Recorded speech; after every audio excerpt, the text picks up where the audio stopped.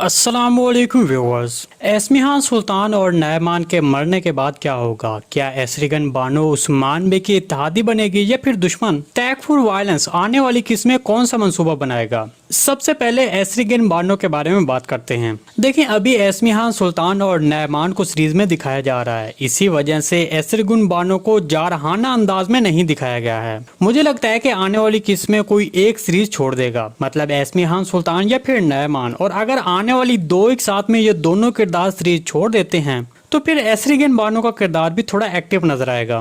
मुझे नहीं लगता कि ये किरदार ऐसे ही सीरीज में मासूम दिखाया जाता रहेगा। अलबत्ता ये जरूर होगा कि इसके हाथों कोई मासूम शहीद ना होगा, लेकिन ये भी दूसरे मंगोल कमांडरों की तरह जारहाना अंदाज अपनाएगा और फिर उस्मान बेग की मुखालफत करना शुरू कर देगा। मुझे लगता है कि ये किरदार पॉजिटिव बन जाएगा, लेकिन थोड़ा वक्त लगेगा और सीरीज में ज्यादा अरसे तक दिखाया जाता रहेगा। चलिए अब टैकफुर वायलेंस के बारे में बात करते हैं। मेरे तजज़िये के मुताबिक आने वाली किस्में ओरहान बे या फिर अलाउद्दीन बे, इनमें से कोई एक या फिर दोनों अगवा हो सकते हैं और इनको अगवा करने वाला टैकफुर वायलेंस होगा, क्योंकि आपने नए ट्रेलर में देखा कि टैकफुर वायलेंस ने उस्मान बे को एक जाल में फंसा लिया था और दूसरा उस्मान बे भी वहां टैकफुर को देखकर काफी परेशान हो गए थे।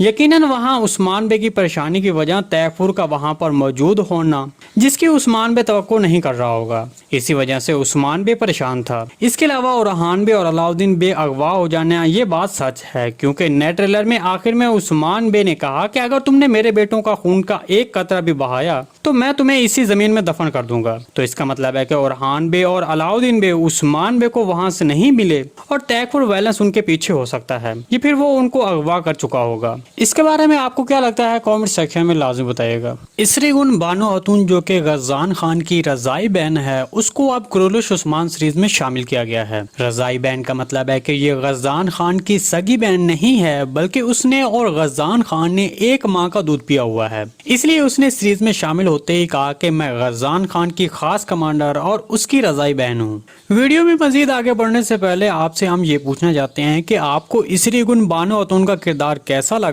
और क्या आपने पहले कभी सीरीज में इतना खूबसूरत मंगोल किरदार देखा है? कमेंट सेक्शन में लाजमी बताइएगा। आज की वीडियो में मैं आपको इस किरदार के बारे में बताऊंगा कि असल में ये किरदार कौन है, इसका असल नेम क्या है। इसके अलावा आप भी इतने खूबसूरत किरदार के बारे में तजस्सुस में मुब्तला जरूर हुए होंगे, क्योंकि इतना खूबसूरत किरदार मंगोलों में कैसे नजर आ गया। आज तक जो किरदार भी मंगोलों की तरफ से दिखाए जाते रहे हैं वो वैशी, खतरनाक और भयानक चेहरे वाले किरदार थे। इसके अलावा हम सीरीज में मंगोल खवातीन को भी देख चुके हैं, वो भी इतनी खूबसूरत नहीं दिखाई गई हैं। दिरलिस अर्तुगरुल सीरीज में नयमान की बहन को शामिल किया गया था, तो वो भी कुछ खास नहीं थी, बल्कि वो भी खौफनाक और भयानक दिखाई देती थी। लेकिन अब सीरीज में इसरिगुन बानो को शामिल किया गया है, तो ये तो बहुत ही लाजवाब, दिलकश और खूबसूरत आंखों वाली नजर आ रही है। ये सीरीज में पहली खातून होगी जो मंगोलों की तरफ से शामिल की गई है और इसे सीरीज के शायकीन पसंद करेंगे और वो ये जरूर चाहेंगे कि ये किरदार सीरीज में जारी रहे और फिर इसके बाद इस किरदार को सीरीज में किसी भी साइड हीरो के साथ लव स्टोरी चलाकर इसको सीरीज में शामिल कर लिया जाए।